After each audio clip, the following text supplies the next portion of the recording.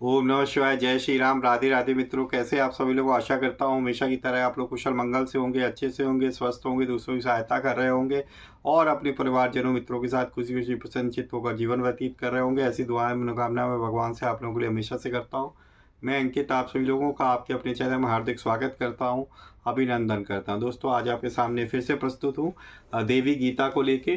तो मैं इसको गीता संग्रह के द्वितीय पाठ से आपको सुना रहा हूँ, जो कि श्रीमद् भगवत गीता के अंदर, क्षमा करें, श्रीमद् देवी भागवत के अंदर 7वें स्कंद में अध्याय 31 से अध्याय 40 के रूप में मिलता है हमको, जिसमें देवी भगवती जो है हिमालय जी को उपदेश दे रही हैं। वही उपदेश देवी गीता के नाम से प्रसिद्ध है।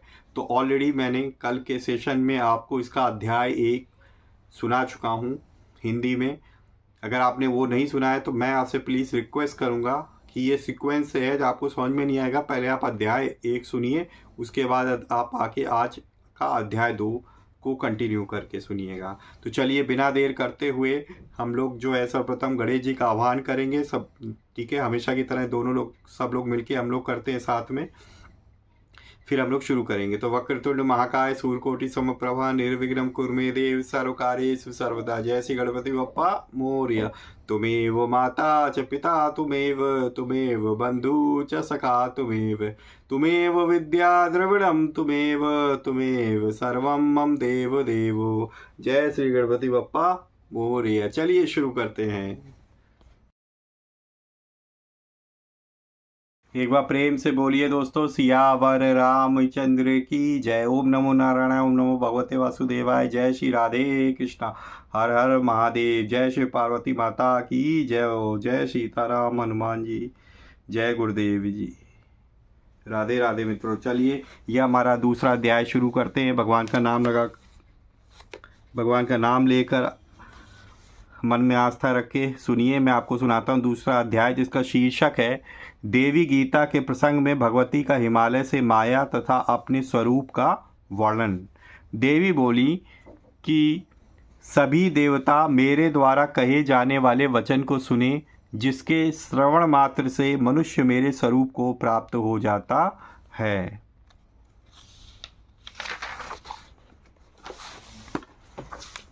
हे पर्वतराज, पूर्व में मैं ही थी और दूसरा कुछ भी नहीं था। उस समय मेरा रूप चित्त संवित ज्ञान स्वरूप और परब्रह्म नाम वाला था।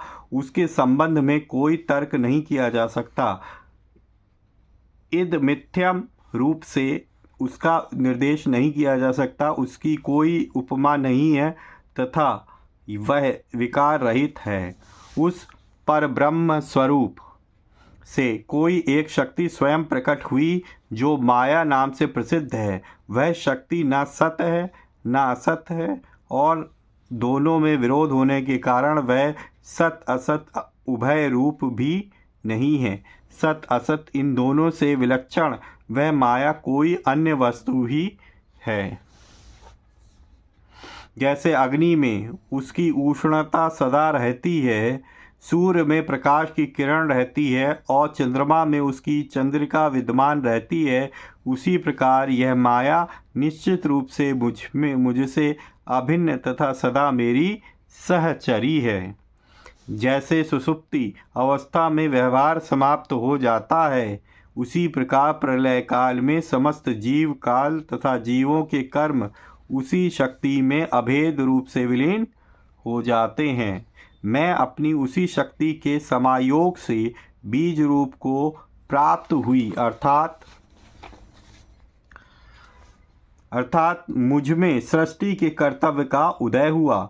उस माया के अपने आधार रूपी आवरण के कारण मुझ में उसका कुछ दोष आ गया, अर्थात चैतन्यादि का तिरोधान हो गया। चैतन्य के संबंध से मुझे संसार का निमित्त कारण कहा जाता है और मेरा परिणाम स्वरूप यह सृष्टि प्रपंच मुझसे ही उत्पन्न होता है तथा मुझ में ही विलीन होता है। अतः मुझे समवायी कारण कहा जाता है। कुछ लोग उस शक्ति को तप, कुछ लोग तम तथा दूसरे लोग उसे जड़ ऐसा कहते हैं। इसी प्रकार कुछ लोग उसे ज्ञान, माया प्रधान, प्रकृति, शक्ति तथा अजा कहते हैं और शैव दर्शन के मनीषी आचार्य उसे विमर्श भी कहते हैं। वेद तत्वार्थ को जानने वाले अन्य पुरुष उसे अविद्या भी कहते हैं। इस प्रकार वेद आदि में उस शक्ति के नानाविध नाम प्रतिपादित हैं।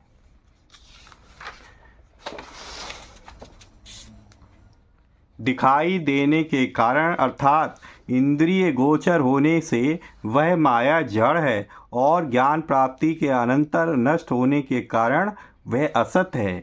चैतन्य दिखाई नहीं पड़ता और जो दिखाई पड़ता है वह जड़ ही है। चैतन्य स्वयं प्रकाश रूप है, वह दूसरे से प्रकाशित नहीं होता, वह अपने द्वारा भी प्रकाशित नहीं है, क्योंकि इससे अनवस्था का दोष आ जाता है। कर्मत्व और कर्तव्य ये दोनों विरुद्ध धर्म एक अधिकरण में नहीं रह सकते। अतः यह नहीं कहा जा सकता कि वह चैतन्य अपने द्वारा प्रकाशित ही नहीं होता है। प्रत्युत हे पर्वत, दीपक की भांति स्वयं प्रकाशमान उसे सूर्य आदि दूसरों का भी प्रकाशक समझिए। अतएव मेरे ज्ञान रूपी शरीर का नित्यत्व स्पष्टता सिद्ध है। जागृत, स्वप्न और सुषुप्ति आदि अवस्थाओं में संवित ज्ञान स्वरूप स्वयं का अभाव प्रतीत न होकर प्रत्युत तीनों अवस्थाओं का अभाव अनुभव में आता है। इस प्रकार कभी भी संवित का अभाव अनुभव में नहीं आता है। अतः संवित के अभाव का अनुभव न होने के कारण उसका नित्यत्व स्वतः सिद्ध है। यदि किसी को संवित के अभाव का अनुभव होता है तो जिस साक्षी के द्वारा उस संविद रूप के अभाव का अनुभव होता है वही संवित का स्वरूप होगा। अतः उत्तम शास्त्रों के ज्ञाता विद्वानों ने उसे नित्य कहा है। वह परम प्रेमास्पद है, अतः उसमें आनंद रूपता भी है। पूर्व में मेरा अभाव था ऐसा नहीं, मैं तब भी थी और प्रेम रूप में सबकी आत्मा में स्थित थी। अन्य सभी वस्तुओं के मिथ्या होने के कारण मेरा उन वस्तुओं से संबंध न रहना स्वयं स्पष्ट है। इस रीति से मेरे रूप अपरिच्छिन्नता व्यापकता भी कही गई है। वह ज्ञान आत्मा का धर्म नहीं है, अन्यथा धर्मत्व होने से उसमें जड़ता आ सकती है। ज्ञान के किसी भी अंश में जड़ता और अनित्यता को ना कभी देखा गया और ना देखा जा सकता है। ज्ञान रूप चित्त आत्म रूप चित्त का धर्म नहीं है, क्योंकि आत्म रूप चित्त और ज्ञान रूप चित्त एक ही है और धर्म धर्मी भाव एकत्र संभव नहीं है। अतः आत्मा सर्वदा ज्ञान रूप और सुख रूप है। वह सत्य पूर्ण और असंग है तथा द्वैत जाल से रहित है। वही आत्मा काम अर्थात इच्छा तथा कर्म अर्थात अदृष्ट आदि के साथ युक्त होकर अपनी माया से पूर्व किए गए अनुभव के संस्कार काल के द्वारा किए गए कर्म के परिपाक और तत्वों के अविवेक से सृष्टि करने की इच्छा वाला हो जाता है। हे पर्वतराज हिमालय, मैंने आपसे अबुद्धिपूर्वक शयन के अनंतर परमात्मा की जो जागरण रूप अवस्था है वह बुद्धिपूर्वक नहीं है हुए इस सृष्टि कर्म का वर्णन किया है। यह मैंने आपसे अपने जिस रूप में विषय में कहा है वह अलौकिक, अव्याकृत, अव्यक्त तथा माया शबल माया से आवृत भी है। समस्त शास्त्रों में इसे सभी कारणों का कारण, महत, अहंकार आदि तत्वों का आदिभूत तथा सत्य चित्त आनंदमय विग्रह वाला बताया गया है। उस रूप को संपूर्ण कर्मों का समष्टि रूप, इच्छा ज्ञान तथा क्रिया शक्ति का अधिष्ठान, ह्विंकार मंत्र का वाच्य अर्थ और आदि तत्व कहा गया है। उसी से शब्द तन्मात्रा वाला आकाश, स्पर्श तन्मात्रा वाला वायु और पुनः रूप तन्मात्रा वाला तेज उत्पन्न हुआ। इसके बाद रसात्मक जल तथा पुनः गंधात्मक पृथ्वी की क्रमशः उत्पत्ति हुई। आकाश शब्द नामक एक गुण से, वायु शब्द तथा स्पर्श इन दो गुण से, और तेज शब्द स्पर्श रूप इन तीन गुणों से युक्त हुआ, ऐसा विद्वान लोग कहते हैं। इसी प्रकार शब्द, स्पर्श, रूप तथा रस ये चार गुण जल के कहे गए हैं। शब्द, स्पर्श, रूप, रस तथा गंध इन पांच गुणों से युक्त पृथ्वी है। उन्हीं पृथ्वी आदि सूक्ष्म भूतों से महान व्यापक सूत्र उत्पन्न हुआ, जिसे लिंग शब्द से कहा जाता है। वह सर्वात्मक कहा गया है। यही आत्मा का सूक्ष्म शरीर है, जिसमें यह जगत बीज रूप में स्थित है और जिससे लिंग देह की उत्पत्ति हुई है। यह अव्यक्त कहा जाता है और वह परब्रह्म का कारण शरीर है, जिसके विषय में पहले ही कहा जा चुका है।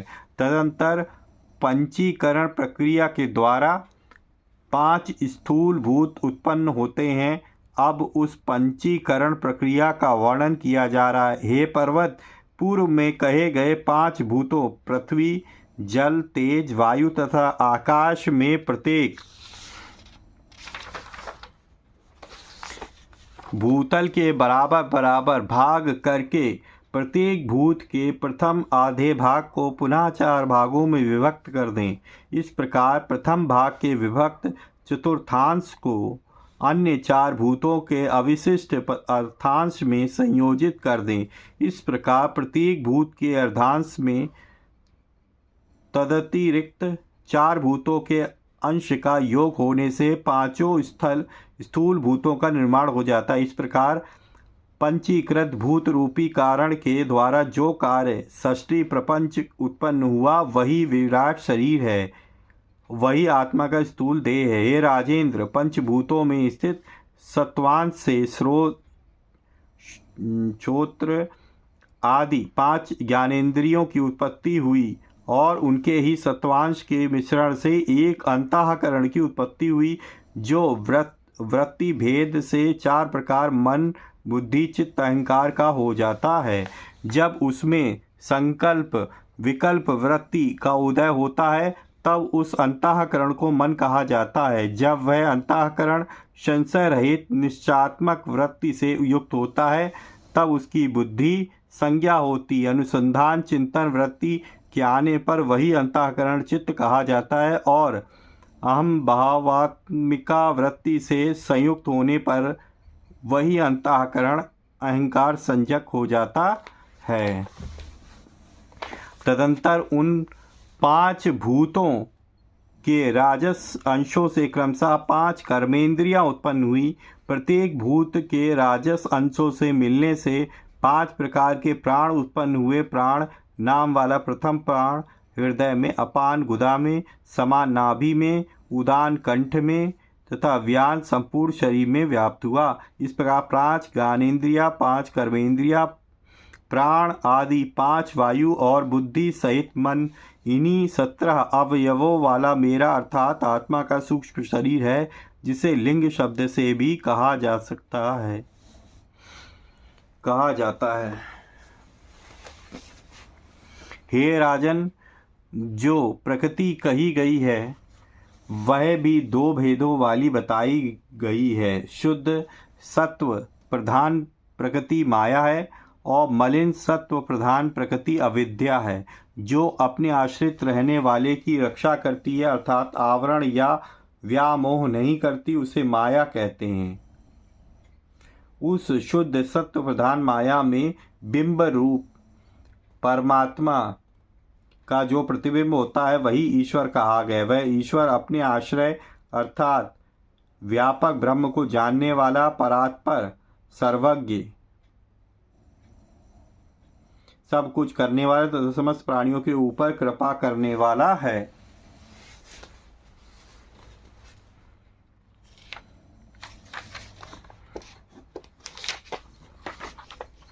हे पर्वतराज हिमालय, मलिन सत्व प्रधान अविद्या में जो परमात्मा का प्रतिबिंब है, वही जीव कहा जाता है और वह जीव अविद्या के आनंद अंश का आवरण कर देने के कारण सभी दुखों का आश्रय हो जाता है। माया अविद्या के कारण ईश्वर और जीव इन दोनों के तीन देह और देह त्रय के अभिमान के कारण तीन नाम कहे जाते हैं। कारण देहाभिमानी जीव को प्राज्ञ, सूक्ष्म देहाभिमानी को तेजस तथा स्थूल अभिमानी को विश्व, इन तीन प्रकार वाला कहा गया है। इसी प्रकार ईश्वर भी ईश, शूत्र तथा विराट नामों से कहा गया है।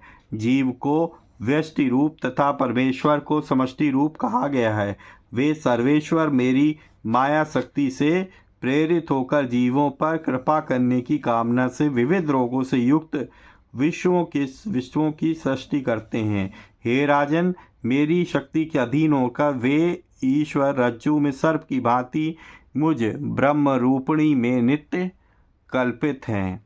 इस प्रकार श्री देवी भागवत महापुराण की देवी गीता में देवी के व्यष्टि तथा समष्टि रूप का वर्णन नामक दूसरा अध्याय पूरा हुआ। एक बार प्रेम से बोलिए दोस्तों, सियावर रामचंद्र की जय। जय माता दी। बोलो ब्रह्मचारिणी माता की जय हो। देखा दोस्तों, इस अध्याय में देवी माँ ने हिमालय को माया और अपने स्वरूप का किस तरीके से अनोखा वर्णन करके सुनाया है।